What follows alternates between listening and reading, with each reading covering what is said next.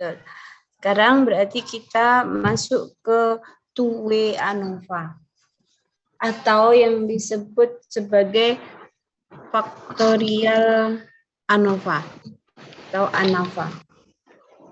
Baik, saya share screen dulu PPT-nya.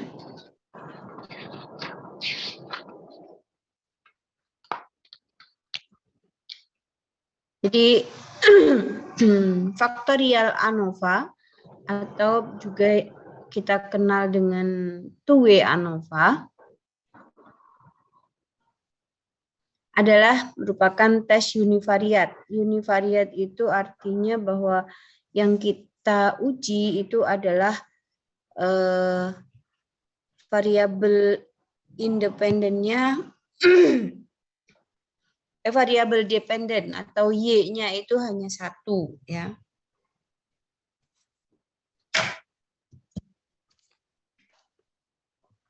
Tapi yang membedakan dengan kemarin one-way ANOVA itu adalah terkait dengan kategori, ya, kategori yang ada di dalam masing-masing variabel X atau variabel independen. Jadi lebih dari satu variabel independen dan lebih dari satu kategori variabel independen.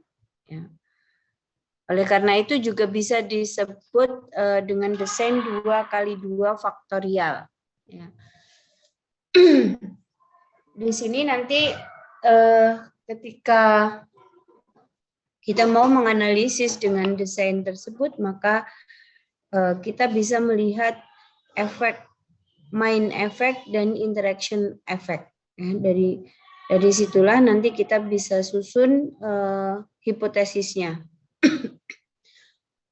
Nanti kita bisa lihat contohnya, ya. Jadi kalau udah pakai contoh, insya Allah sudah semakin jelas. Sama dengan one-way ANOVA, two-way ini juga memiliki dua jenis desain. Yang pertama adalah between subject dan yang kedua adalah within subject. Ya. Untuk between subject itu artinya bahwa ada dua kelompok subjek yang berbeda. Tapi kalau untuk within subject maka itu adalah satu kelompok yang sama tetapi pemberian perlakuannya atau repeated measure atau pengulangan pengukuran variabel Y-nya. Jadi perlakuan pertama bagaimana, perlakuan kedua bagaimana, perlakuan ketiga bagaimana, dan seterusnya. Itu yang disebut sebagai within. Mungkin kemarin juga sudah dijelaskan untuk within dan between, ya.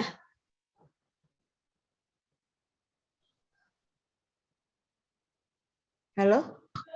Ya. Oke.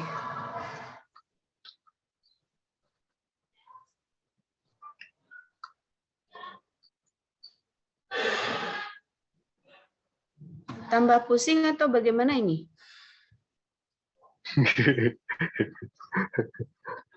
Tambah pusing, ya? Sedikit, Bu. Oh, sedikit. Ya, jadi ini kita sudah masuk uji beda. Kalau yang tiga pertemuan pertama itu kita uji korelasi, ya, dan uji pengaruh. Kalau ini adalah uji beda, membedakan dua subjek ataupun membedakan dua perlakuan yang berbeda. Oleh karena itu kita lanjut ke contoh saja. Di sini kelihatan, ya, share screen-nya. Teman-teman bisa kelihatan. Jadi di sini ada contoh bahwa seorang peneliti akan meneliti dengan menggunakan rancangan two-way between subject, ya, two-way atau faktorial ANOVA yang menggunakan between subject. Insya Allah nanti within-nya mungkin minggu depan, ya.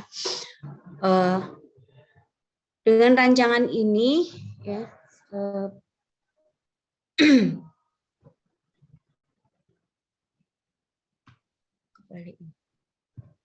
Seorang peneliti berniat menguji pengaruh efektivitas dari sebuah metode pengajaran, ya, di mana metode pengajarannya itu dibagi menjadi 2 jenis atau 2 level. Ya, yang pertama adalah metode partisipatif dan yang kedua adalah metode non partisipatif.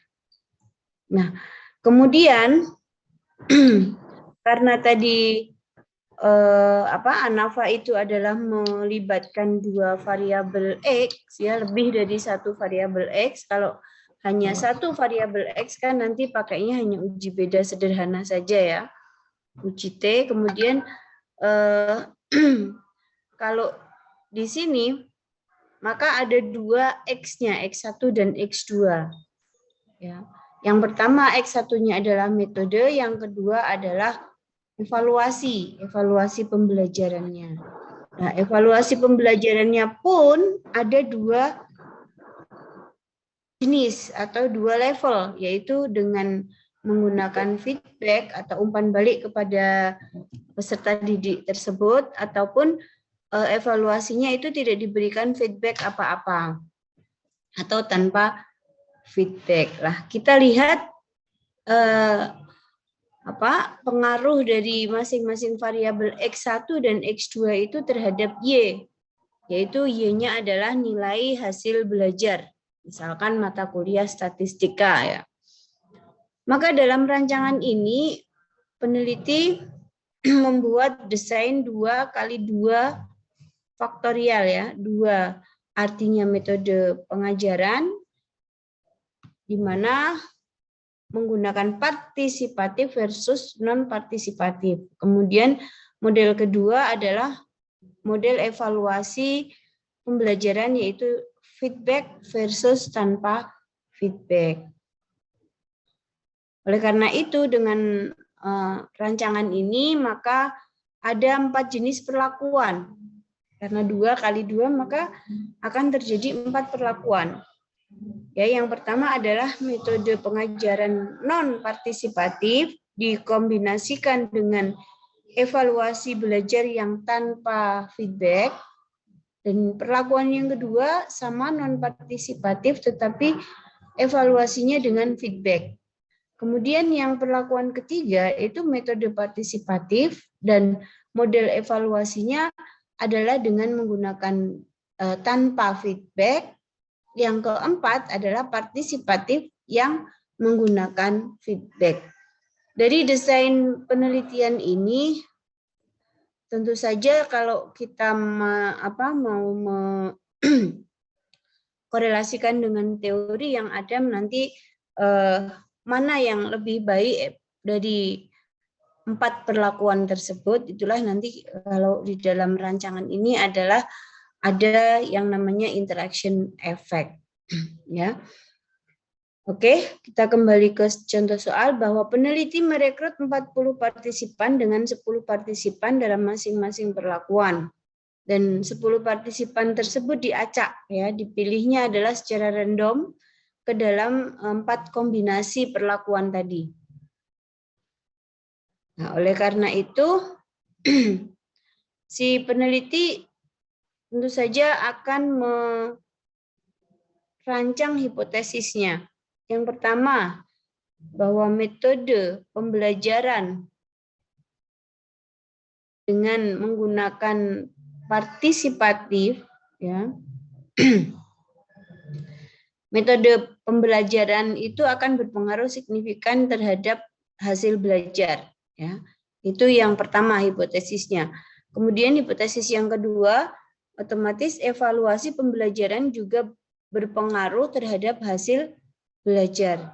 Dan yang ketiga ini adalah interaksinya. Ya, interaksi itu adalah bahwa apakah keduanya itu ketika digabungkan itu juga akan berpengaruh, ya, terhadap nilai hasil belajar. Kalau yang pertama hipotesisnya pertama adalah X1 terhadap Y, yang hipotesis kedua adalah X2 terhadap Y, dan yang ketiga itu X1 dan X2 terhadap Y, ya.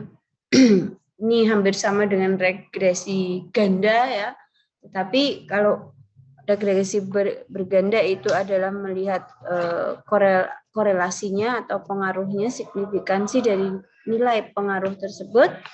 Tapi kalau di sini adalah uji perbedaannya, ya.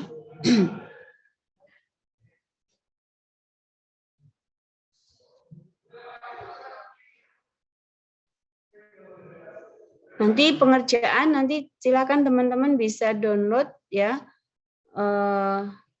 data di file dengan mengeklik ini bit.ly two-way between subject ANOVA 1.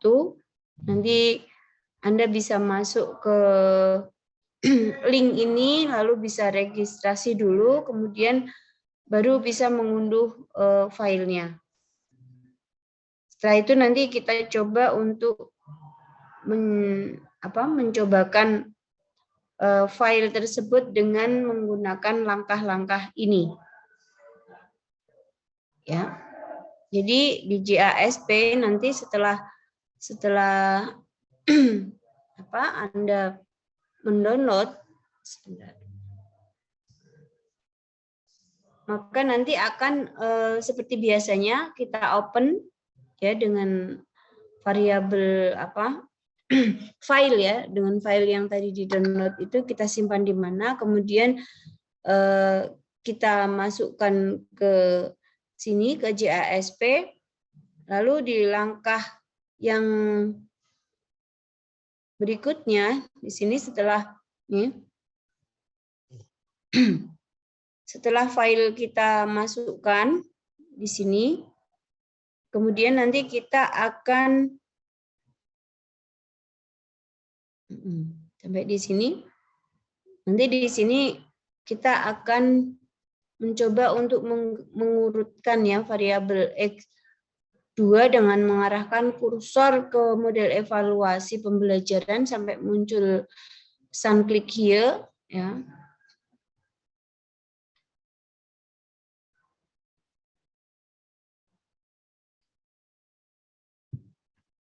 Coba dulu.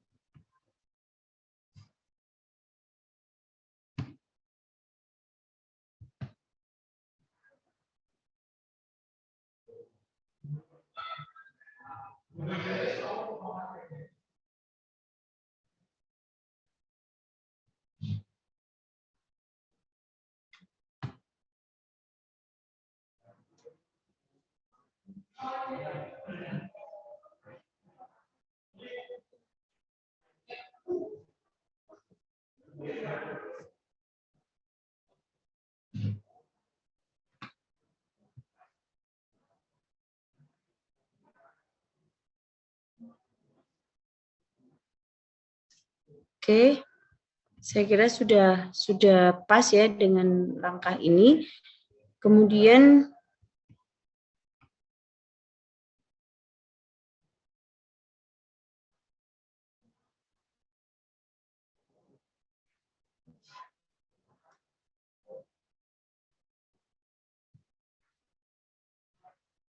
memilih menu ANOVA dan selanjutnya memilih sub menu ANOVA yang klasikal. Setelah itu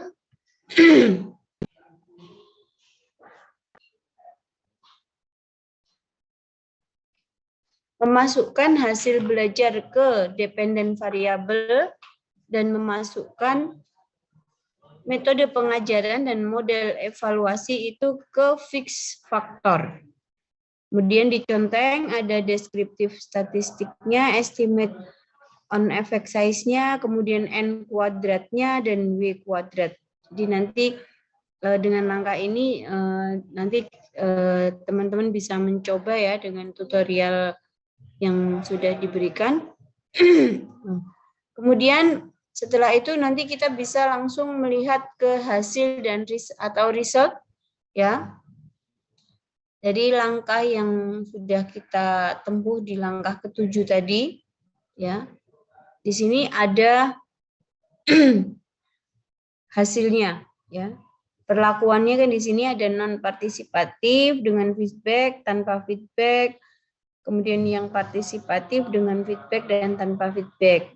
Di sini akan kita lihat secara kasar saja bahwa ternyata yang paling tinggi rata-rata hasil belajarnya adalah partisipatif dan menggunakan feedback. Jadi sesuai dengan model pembelajaran yang masih yang diteorikan, bahwa ketika metode pembelajaran partisipatif itu akan lebih memberikan hasil belajar yang lebih bagus dibanding dengan non partisipatif, dan evaluasinya pun akan lebih bagus dengan menggunakan feedback dibanding tanpa feedback. Oleh karena itu interaksi keduanya menunjukkan bahwa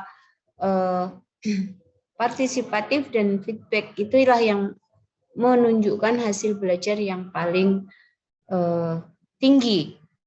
Ya.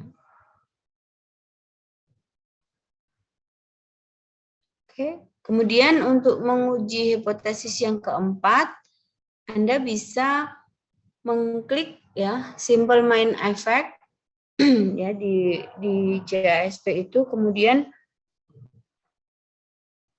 dimasukkan ke ya memindahkan model evaluasi X2 dari kotak faktor ke simple effect faktor.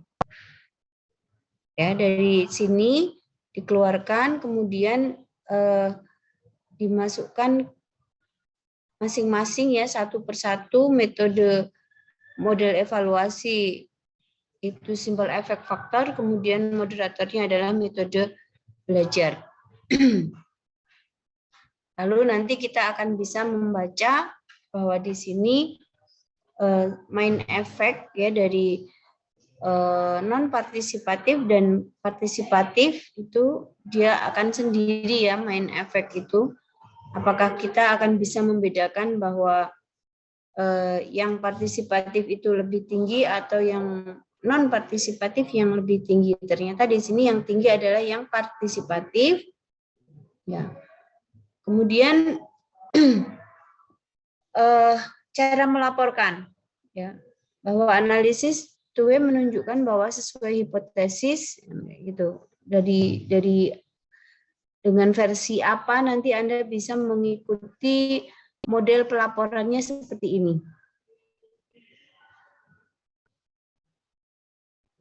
Sampai di sini saja untuk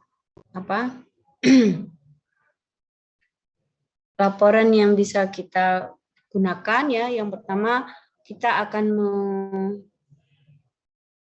menunjukkan bahwa hipotesis masing-masing dari 1, 2, dan 3 itu terpenuhi ya. Kemudian bagaimana hipotesis yang kelima itu juga muncul, itu biasanya adalah hanya sekedar untuk tambahan dan lebih ke untuk lebih meyakinkan bahwa penelitian kita itu hipotesisnya terbukti signifikan.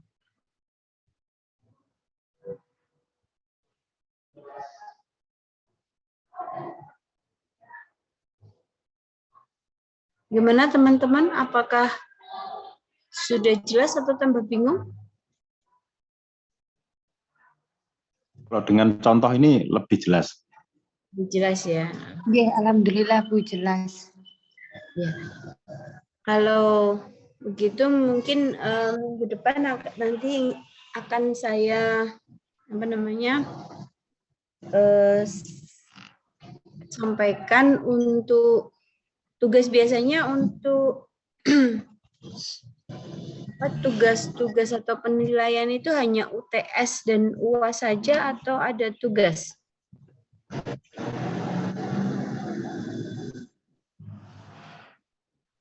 Bagaimana Bu?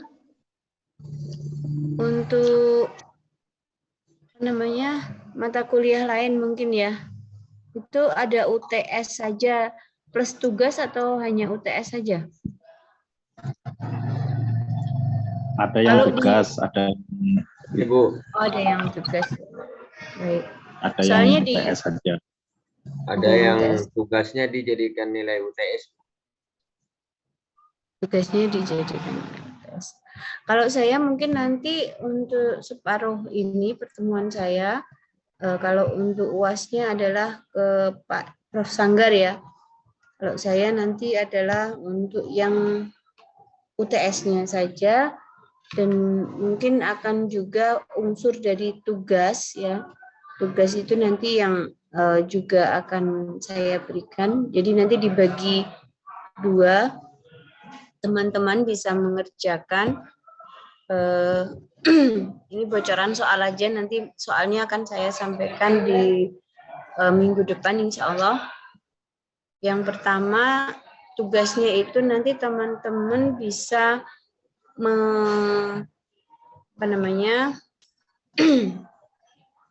memperlihatkan praktek ya, praktek menggunakan JASP.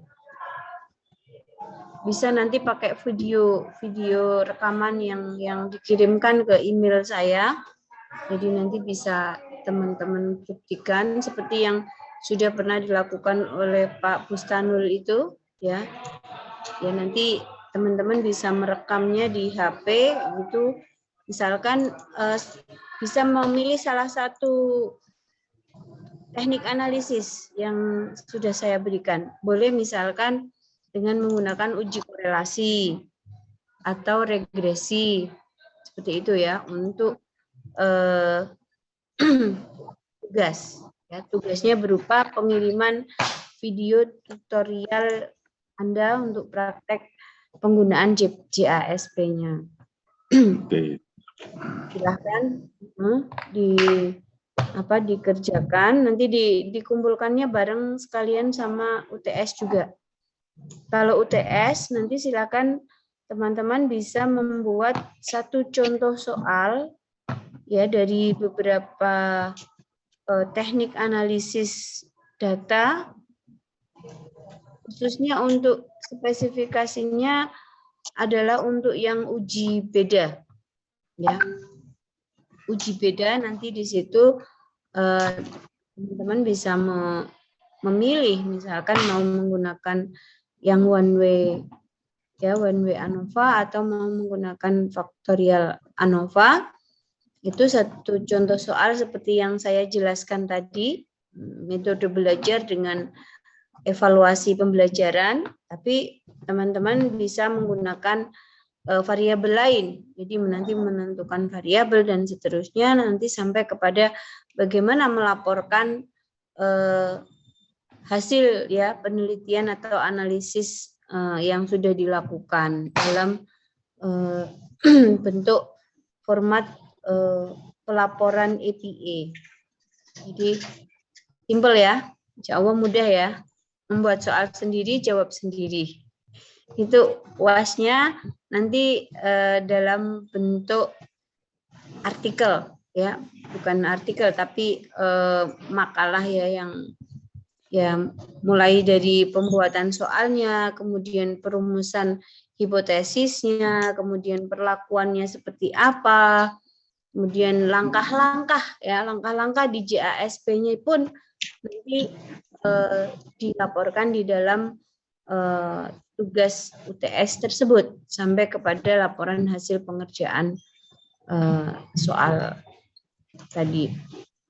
Baik, nanti ini bocoran ya untuk soal fixnya, insya Allah minggu depan saya akan sampaikan untuk soal UTS. Baik, silakan mungkin ada pertanyaan. Bu, mohon maaf, saya mau bertanya. Yang tugas UTS-nya itu berarti ada 2, Bu. Yang bikin soal tadi sama yang praktek bikin video menggunakan JASP itu. Betul. Kalaupun misalkan mau disatukan dalam satu soal kayak gitu juga boleh, silahkan. Tapi untuk praktek JASP-nya, untuk praktek JASP-nya ini terserah ya Bu, yang regresi, korelasi yang waktu menjelaskan beberapa minggu lalu. Terserah nggih Bu berarti? Ya, terserah. Terima kasih Bu. Ya, sama-sama. Yang lain barangkali? Oh, Bu, mohon maaf mau tanya lagi. Itu yang UAS-nya itu tadi gimana Bu? Saya masih kurang UTS paham. atau UTS? Oh, yang UTS-nya itu sama kayak yang UTS. UAS gitu Bu? Ya. Kalau UAS nanti kan setelah Prof. Sanggar memberikan materi ya, yang non-parametrik ya. Kalau UTS itu yang fokusnya ke parametrik ini yang saya berikan materinya. Jadi nanti untuk lebih jelasnya minggu depan akan saya kirimkan filenya. Jadi nanti langkah-langkah yang harus dikerjakan itu jelas ya kalau menggunakan soal pakai tulisan. Gitu ya, Mbak Daki. Baik Bu, terima kasih. Iya. Yang Saya lain ingin bertanya, Bu. Oke, siapa Mbak? Tufaila. Iya. Untuk deadline-nya sendiri biasanya kalau jenengan itu bagaimana nggih, Bu? Apa ada waktu 3 hari mengerjakan atau bagaimana, Bu? Iya. Karena ini saya belum fix untuk menentukan soalnya ya. Jadi nanti minggu depan ini hanya sekedar bocoran saja, gambaran. Insya Allah minggu depan akan saya kirimkan baik tugas. Jadi ada 2 tagihan. Yang pertama adalah tugas tadi berupa rekaman video. Yang kedua adalah untuk nilai UTS-nya berupa nanti teman-teman bisa membuat soal sendiri ya dan dijawab sendiri, dilaporkan kan seperti itu berupa tulisan ya. Lah deadline-nya nanti boleh teman-teman sepakati bagaimana, apakah mau 2 minggu atau saat jadwal UAS, ada UAS nggak ya? Ada dijadwalkan nggak? Belum tahu Bu, kalau jadwalnya. Apa ya? Kalau jadwal UASnya insya Allah ada, Bu, dijadwalkan di pertemuan ke-7. Ke-7 apa ke-8? UTS masih ya? UTS itu insya Allah di 8-nya, Bu, 8-nya. Iya, 8. Jadi mau 1 minggu atau 2 minggu? Pasti milih yang kedua. 2 minggu. 2 minggu, Bu. Iya, baik. Jadi minggu depan saya bagikan soalnya kayak gitu aja ya. Nanti di pertemuan ke-8 itu kita juga ada Zoom kayak gitu, misalkan boleh untuk nyicil ya, misalkan tugasnya dulu di pertemuan ke-8, nah nanti UTS-nya saya deadline tanggal berapa kayak gitu ya. Ya mungkin Jadi kayaknya ya. seperti itu Bu. Soalnya gini Bu, kita itu kan sebenarnya ya terutama yang saya hadapi ya misalkan menurut saya itu yang paling sulit bagi saya itu kan membaca statistiknya itu. Ya, berarti artinya bagaimana menerjemahkan dari angka-angka ini kemudian bisa kita jelaskan gitu loh. Kadang kita kan kesulitan di situ. Oke. Ya mungkin pertemuan ke-7 atau itu bisa dijadikan latihan untuk itulah. Mungkin praktik di situ. Nggak tahu apakah sistemnya misalkan kita mencoba bikin satu kasus ya, satu studi kasus misalkan soal apa gitu kan. Yang pakai analisis ANOVA ini, terus kemudian bagaimana membaca hasil angka-angka ini bisa dijelaskan dengan narasi begitu. Ya, oke. Baik, minggu depan ya, insya Allah nanti bisa kita lebih pahami bersama. Silakan nanti kira-kira nanti siapa yang siap akan memberikan contoh lain? Kalau dulu itu Pak Bustanul itu sudah bisa mengerjakan untuk yang waktu itu korelasi ya Pak? Agresi, ya korelasi. Ya, korelasi. Nah, kalau ini nanti uji beda gitu. Jadi ya tadi sebenarnya melaporkannya ya ini tadi seperti yang saya tampilkan di sini bahwa dari perlakuan 1, 2, dan sampai 4 itu kira-kira yang mana yang paling efektif? Kita kan mau membuktikan hipotesis ya, hipotesis yang kita ajukan. Itu tadi kan berarti nilainya yang paling tinggi, Bu, ya? Tadi yang nilainya paling tinggi. Ya. Nilai paling tinggi itu adalah yang partisipan partisipatif yang tadi. Partisipatif dan dengan menggunakan feedback kan seperti itu. Tapi di dalam pakem-pakem kuantitatif itu hipotesis kan juga redaksinya perlu dikemukakan kembali ya. Jadi hipotesis yang pertama di sini menyatakan bahwa metode pengajaran yaitu berpengaruh signifikan terhadap nilai statistik ya, dengan pembacaannya signifikansinya ya hampir sama dengan pada saat kita melihat signifikansi yang ada di korelasi ya, ketika itu signifikansinya di bawah 0,01 maka itu signifikan. 0,05 juga signifikan, yang 0,01 itu sangat signifikan. Seperti itu ya yang waktu saya jelaskan pada saat korelasi ya. Kalau di sini kan signifikansinya keluarnya adalah 0,002 ya. Untuk hipotesis pertama. Kemudian untuk hipotesis kedua signifikansinya adalah 0,001. Kemudian ini 0,002 untuk hipotesis yang ketiga. Sebenarnya hipotesis yang keempat ya, maaf ya, saya nulis. Bu, mohon maaf mau bertanya kembali. Ya, silakan.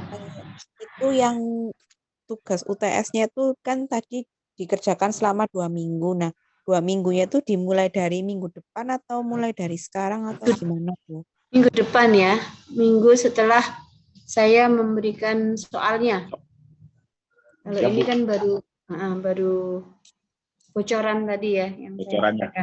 Oh, baru bocoran. Berarti minggu depan siap-siap kita. Katanya Bu yang file langkah-langkah mengerjakan itu nggih. Ya, nanti akan saya berikan petunjuk soalnya lebih mudah untuk terbaca jadinya ya. Kalau ini kan baru lesan saja, jadi baru saya soundingkan aja, saya bocorkan tadi.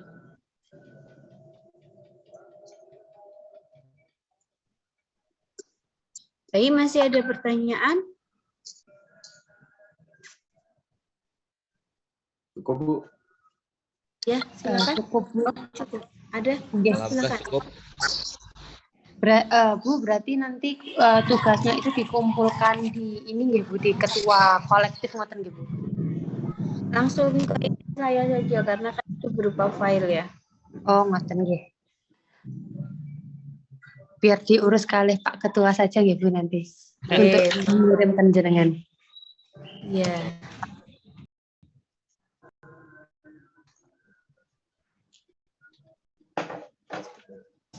Sebentar.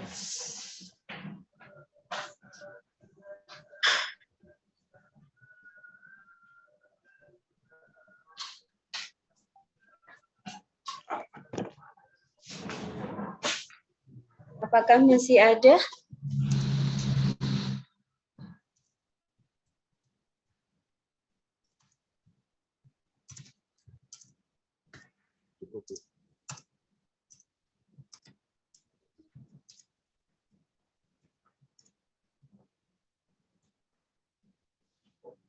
Kalau tidak ada, mungkin kita sudahi sampai di sini ya.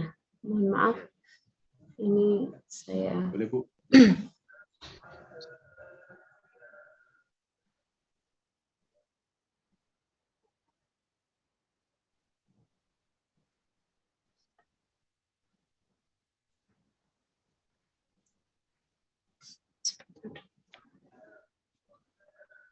Semuanya masuk? Berarti masuk, Bu. kurang 2 ya? Harusnya jumlahnya kan 20 mahasiswa, betul ya? Kurang 1. Siapa? 20. Ke Feni kayaknya belum masuk, Bu. Feni. Kenapa Mungkin ya? lagi kelas di VIA kayaknya. Oh, tabrakan, ada jadwal lain.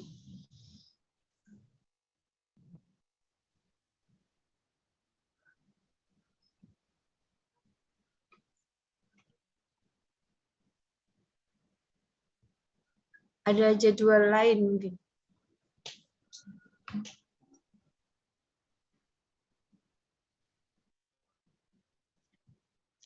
Tadi yang link bit.ly-nya mungkin bisa di-share, Bu, buat latihan kita.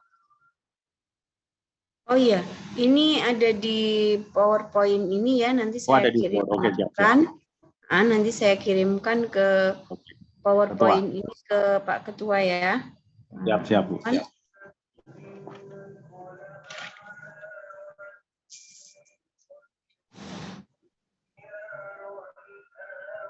Baik, kalau untuk kehadiran tadi yang tidak masuk siapa ya? Feni itu Bu, bentrok jadwalnya sama kuliahnya di VIA.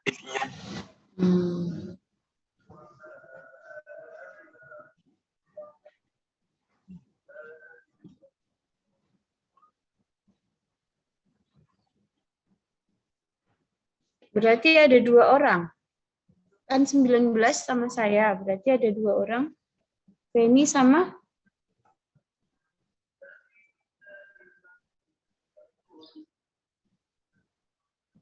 Feni itu namanya siapa ya? Ke Feni Agita itu. Siapa? Ke Feni Agita kalau nggak salah.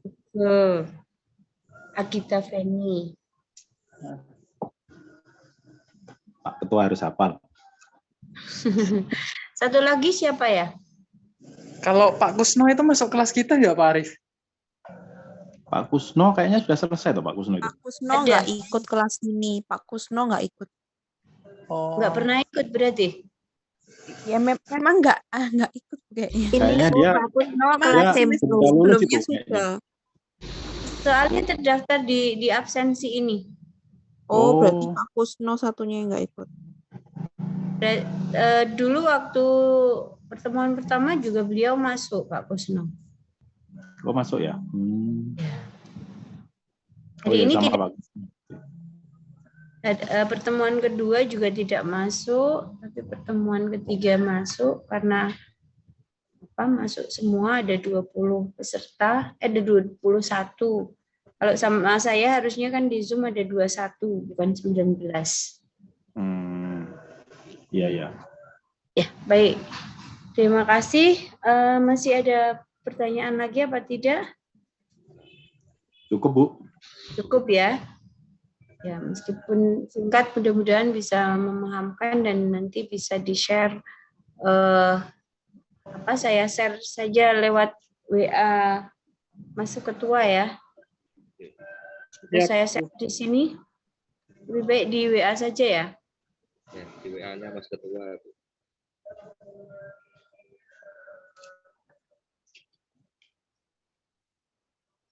Baik, kalau demikian mari kita akhiri bersama dan saya mohon maaf atas segala kekurangannya. Wassalamualaikum warahmatullahi wabarakatuh. Waalaikumsalam warahmatullahi wabarakatuh. Sampai ketemu minggu depan ya. Oke. Siap, Bu.